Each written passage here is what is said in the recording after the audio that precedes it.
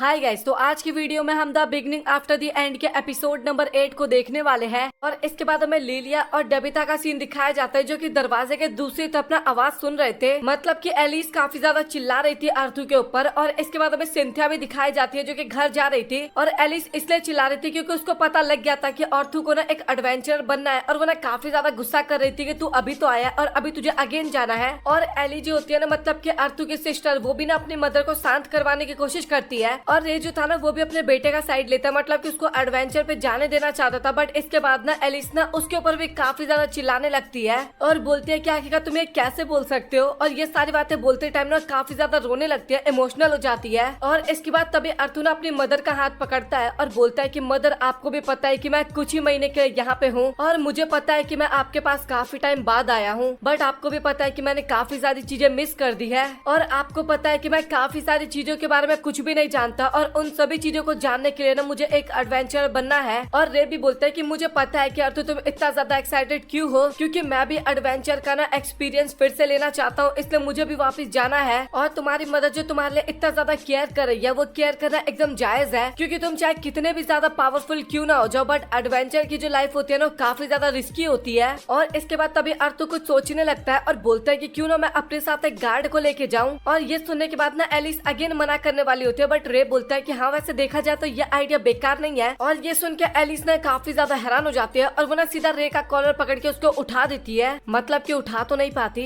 और काफी तेज चिल्लाते हुए बोलते हैं कि तुम पागल वागल हो क्या, आखिरकार तुम्हें कैसे आइडिया पसंद आ सकता है, तुम्हें पता है ना कि कितने टाइम तक हमारे साथ नहीं था। और इसके कुछ टाइम बाद वो दोनों शांत हो जाते हैं, मतलब कि एलिस फाइनली शांत होती है। और अर्थू बोलता है कि मदर, आपको पता है कि मैं ज्यादा टाइम के लिए बाहर नहीं जाने वाला, मैं 1 से 2 महीने में वापस आ जाऊंगा। और इसके बाद मदर काफी गुस्से में बोलती है कि क्या तुम सच बोल रहे हो। और भाई अर्थू वहाँ पे कपा जाता है डर के मारे। और सिस्टर भी बोलने लगता है कि भैया क्या आप मुझे छोड़ के जा रहे हो। और इसके बाद तभी एलिस बोलते है कि तुम जायरेक्स एकेडमी भी तो जा सकते हो ना। और अर्थू बोलता है कि मेरी हाइट अभी काफी ज्यादा कम है, मतलब कि मेरी उम्र काफी ज्यादा कम है और मैं नहीं चाहता कि स्कूल के बच्चे मुझे बच्चा करके बुलाएं, और मैं भी काफी ज्यादा दोस्त बनाना चाहता हूँ। और अगेन रे बोलने लगता है कि हमें अपने बेटे पे भरोसा रखना चाहिए, उसको तुम जाने दो। और अर्थू भी ना काफी ज्यादा खुश होता है अपनी बातों को सुन के, मतलब कि अपनी डैड की बातों को सुन के। और अगेन एलिस ना काफी ज्यादा पीटने लगता है रे को। और साथ ही अर्थू बताता है कि मैंने सिल्वी को प्रॉमिस किया था कि मैं अपनी लाइफ को ना पूरा एंजॉय करके जीने वाला हूँ। और इसके बाद हमें अगले दिन का सीन दिखाया जाता है जहाँ पे डिनर टेबल पे विंसेंट और रेना सिक्योरिटी की बात कर रहे थे।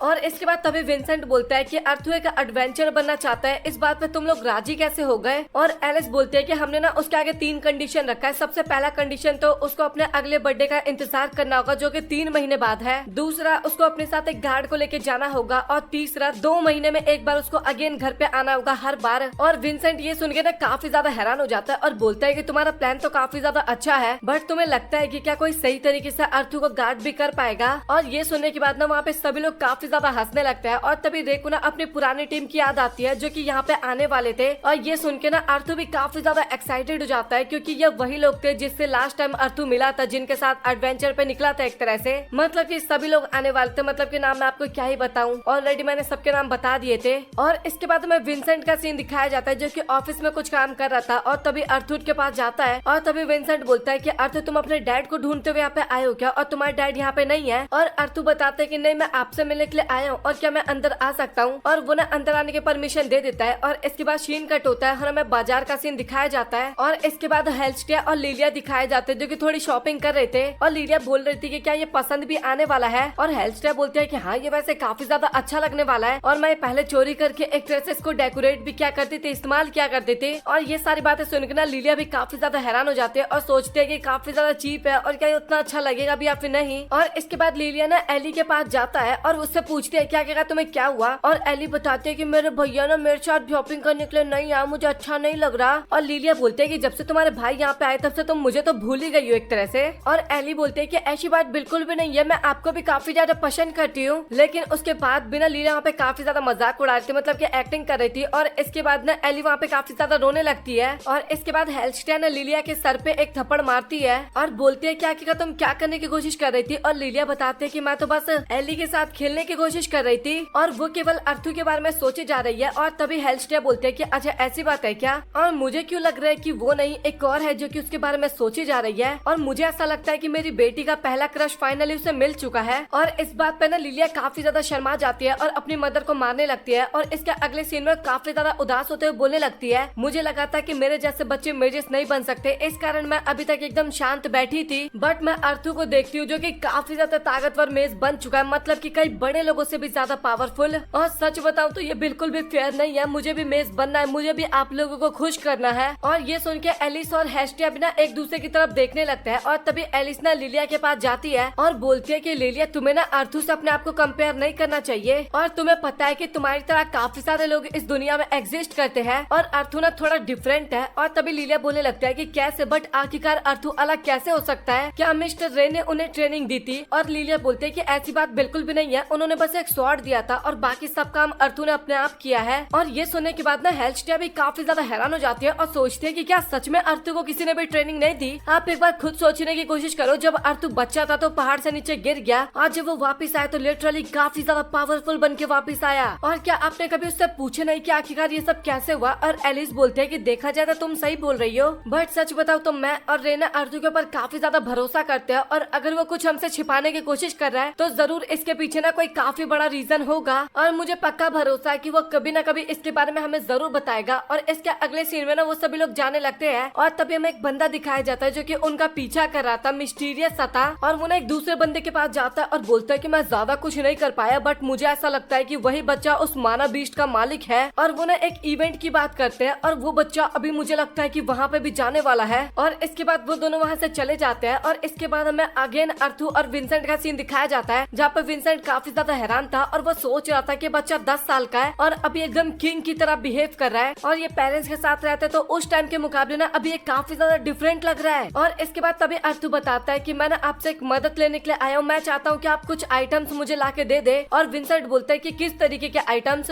वो बताता है कि एक प्रोटेक्टिव क्लोथ जिसमें हुडी होना चाहिए, मतलब कि टोपी होना चाहिए, और उसके साथ एक बढ़िया सी स्वॉर्ड और एक बढ़िया सा मास्क जो कि मेरे फेस को ना अच्छी तरीके से कवर कर दे। और विंसेंट बोलता है कि मैं सारी चीजें तो ला सकता हूँ, बट मास्क थोड़ा प्रॉब्लम दायक हो सकता है, क्योंकि जिस तरीके का तुम मास्क मान रहे हो ना उस तरीके का मास्क ना एक प्रॉपर डेविएंट या फिर मेज ही डिजाइन कर सकता है। और विंसेंट मन में सोच रहा था कि यार वैसे ही मेरे पास इतना सारा काम है और मैंने इस बच्चे के भी काम को एक्सेप्ट कर लिया, मना नहीं किया। और अर्थू बोलता है कि अभी तो मैं आपको कुछ भी नहीं दे सकता, इसके लिए मुझे माफ करना, बट आगे जाके मैं आपको जरूर रीपे करूंगा। और विंसेंट बोलता है कि तुम्हें ऐसा करने की जरूरत नहीं है, क्योंकि तुम्हारे डैड काफी अच्छे तरीके से काम करे, तुम्हारे डैड के कारण यहाँ का क्राइम रेट ना काफी ज्यादा कम हो गया है। और इसके बाद अर्थू बोलता है कि बट फिर भी मैं आपकी मदद करने वाला हूँ, मतलब कि मैं अपनी बहन को ना अवेकन करने वाला हूँ, मेरे पास एक मेथड है, और उसके साथ ना मैं आपकी डॉटर को भी अवेकन करवाने में आपकी मदद करने वाला हूँ। और ये बात ना विंसेंट को समझ में नहीं आता, और तभी अर्थू बोलता है कि मुझे पता है कि आप और आपकी वाइफ मेज नहीं है, मुझे अपने आप पे भरोसा है कि मैं लिलिया को ना अवेकन करवा सकता हूँ ताकि वो आगे जाके जायरस एकेडमी जा सके। और इसके बाद में अर्थू दिखाया जाता है जो कि ट्रेनिंग कर रहा था और उसकी आंखों के आगे ना कुछ ग्लो कर रहा था, मतलब कि रोशनी टाइप, और वो सोच रहा था कि इतने टाइम से मैं प्रैक्टिस कर रहा हूँ लेकिन उसके बाद भी इतना ही, और मुझे इतना नहीं करना, मुझे और भी काफी ज्यादा करना है ये। और ट्रेनिंग करते करते शाम भी हो चुका था और बंदा काफी ज्यादा थक गया था, और इसके बाद वो सोचने लगता है कि चाहे वो मेरा पास्ट लाइफ हो या फिर ये वाला लाइफ हो, मुझे काफी ज्यादा स्ट्रॉन्ग बनना है, और ये सब मैं इसलिए करना चाहता हूँ ताकि मैं अपने प्यार करने वालों को बचा सकूं। और इसके बाद में पास्ट का सीन दिखाया जाता है जहाँ पे एक बच्चा ना दौड़ते हुए कहीं पे जा रहा था, बारिश भी हो रहा था उस टाइम पे, और एक जगह पे काफी ज्यादा भीड़ था और साथ ही वहाँ पे पुलिस वाले भी आ रखे थे, और वहाँ पे ना एक इंसान मरा हुआ था। अब नहीं पता कि वो खुद ब खुद मरा या फिर उसका मर्डर किया गया था, और वो बच्चा वहाँ पे काफी ज्यादा चिल्लाने लग जाता है वहाँ पे, मतलब कि पास्ट में। और अर्थू प्रेजेंट में बोल रहा था कि मैं इस बार ताकतवर बनना चाहूंगा, काफी ज्यादा ताकतवर। और इसके बाद तभी अर्थू ना सिल्विया से बात करने लगता है, मतलब ये सिल्विया यार काफी ज्यादा क्यूट है यार, मैं कैसे बताऊं आप लोगों को।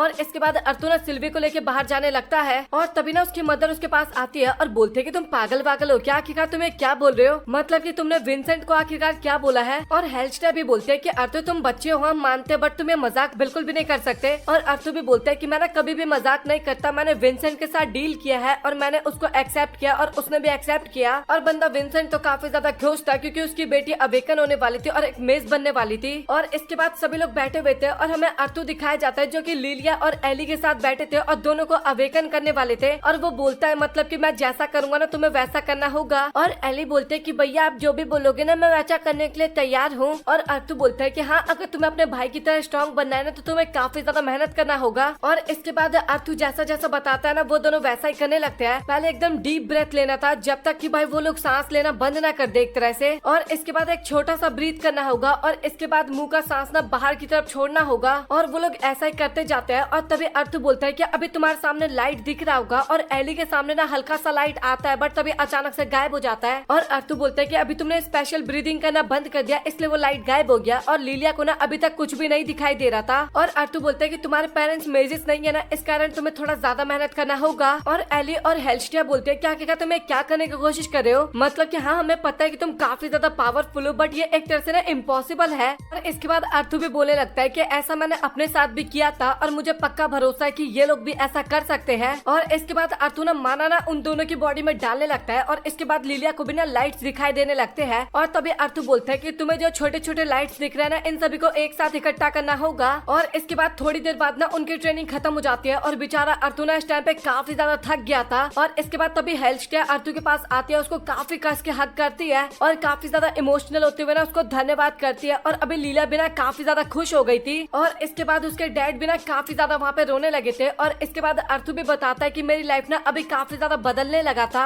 मतलब कि सुबह के टाइम पे वो ट्रेनिंग करते रहता था और इसके बाद वो अपनी बहन और लीला को ना अवेकन करवाने में उसकी मदद करता था। और इसके बाद अर्थ ना सभी के साथ काफी ज्यादा खुश था, और वो बताता है कि मुझे ना काफी ज्यादा ताकतवर बनना है, और ताकतवर बनने के साथ ना मुझे अपनी फैमिली के साथ ना टाइम भी स्पेंड करना है, क्योंकि मुझे पता है कि फ्यूचर में ना मेरी पावर्स मेरे बहुत ही ज्यादा काम आने वाली है। और अभी ना 2 महीने बीत चुके थे, और इसी के साथ ये एपिसोड यहाँ पे हो जाता है खत्म। सो आप लोग कमेंट सेक्शन में बताओ कि आप लोगों को आज का एपिसोड कैसा लगा, और अगर आप लोगों को आज का एपिसोड बढ़िया लगा तो यार वीडियो को लाइक कर देना और चैनल को सब्सक्राइब कर देना। सो मिलता है आप लोगों से अगली वीडियो में, तब तक के लिए गुड बाय।